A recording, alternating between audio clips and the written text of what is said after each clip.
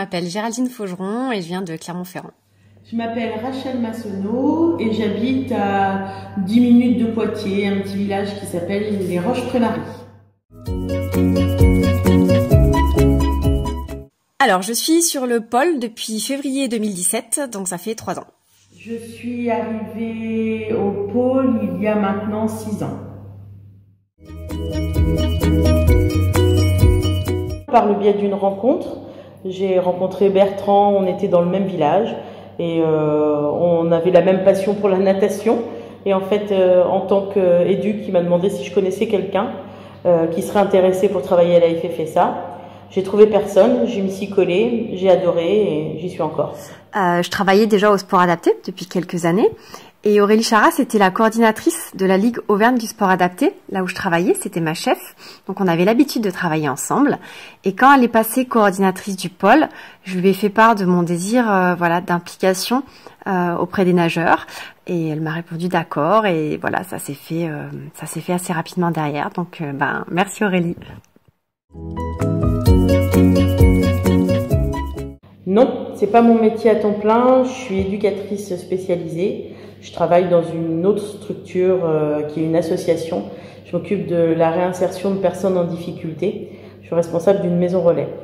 Ça, c'est au moins 85% de mon temps. Et le reste, je suis effectivement à la FFSA.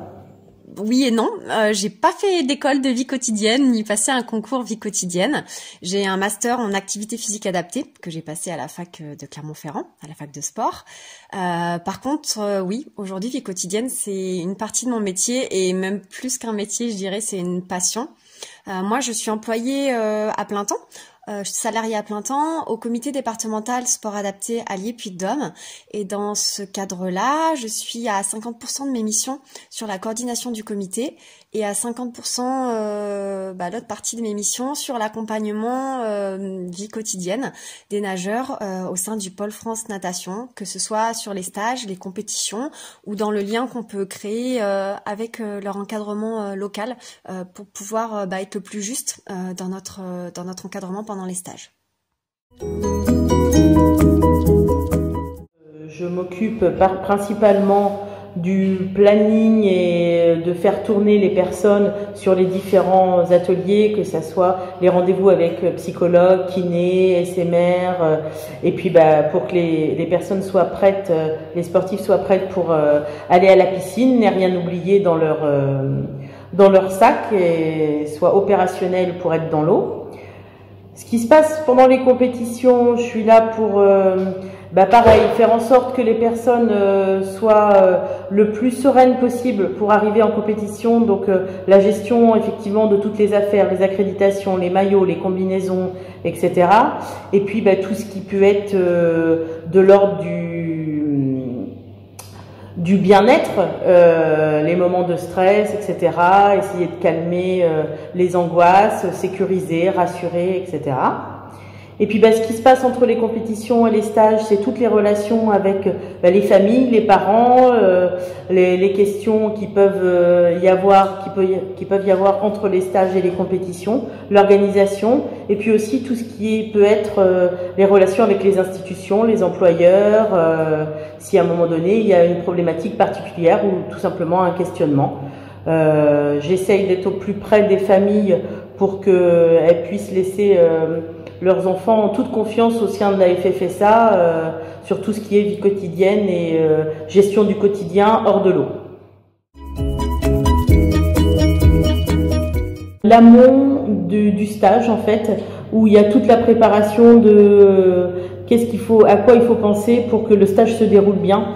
Alors, ce que je préfère en stage, c'est les moments avec les nageurs qu'on passe en temps individuel, les moments forts où on discute, où ils se livrent, où on tisse des liens, où ils vont parler de choses personnelles, où moi aussi je peux leur parler de choses qui me concernent, même si bien entendu je dévoile pas tout, mais voilà, qu'il y a un échange et une confiance qui s'installe. Ça, c'est vraiment des moments chouettes et très riches.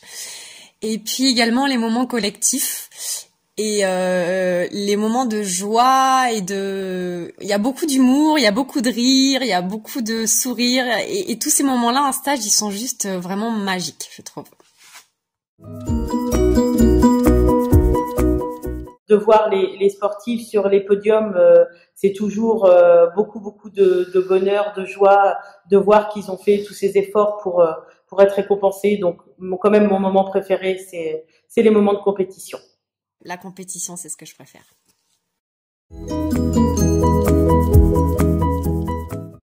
Une compétition spécifique pour les T21 et de voir comment dans certains pays ils peuvent être rejetés et comme au Mexique ils sont adulés, adorés. Cette compétition avait un goût particulier par rapport au T21 et voilà, ma première grosse compétition T21 au Mexique. Et au Mexique, à Aguascalientes, ça a été la victoire des garçons qui ont été champions du monde en relais. Voilà, ça c'était vraiment le moment le plus fort que j'ai jamais vécu, professionnellement, hein, j'entends, je crois. Parce que du coup, ils sont arrivés deuxième, je crois, mais sur le coup, on savait pas s'ils étaient deuxième, s'ils étaient troisième. On entend qu'il y a une disqualification. Chouchou, je me rappelle, avait fait un départ, alors qui pour le coup était top, mais on se demandait s'il était pas anticipé. On était dans le stress et on s'est dit c'est bon, c'est nous qui sommes disqualifiés. Donc je me rappelle Bertrand part, il revient en faisant une tête de 6 pieds de long et là on se dit c'est bon, bah c'est nous qui sommes disqualifiés et il arrive et il dit on est champion du monde et là waouh, c'était vraiment énorme et puis après bah le lever de drapeau, la Marseillaise, ouais c'était vraiment des moments très forts. Et un jour au Canada, il y a une sportive qui a décidé de partir un peu en amont du groupe sans que je sois au courant. Et du coup, j'ai eu à gérer une sorte de fugue d'une sportive et puis le reste du groupe qui restait, qui était en train de prendre le petit-déj. Et du coup, j'ai eu vraiment très peur. Et de manière générale, c'est arrivé d'autres fois où effectivement prendre en compte un individu dans un groupe, dans sa globalité, est pas toujours évident quand il y a des horaires de contraintes, de timing, etc. Arrivé à l'aéroport au Mexique après un vol de 10 ou 12 heures, je crois, de nuit. Moi, je n'avais pas dormi de la nuit. Voilà, on arrive à l'aéroport, c'était 6 heures du matin, donc il fallait enchaîner la journée.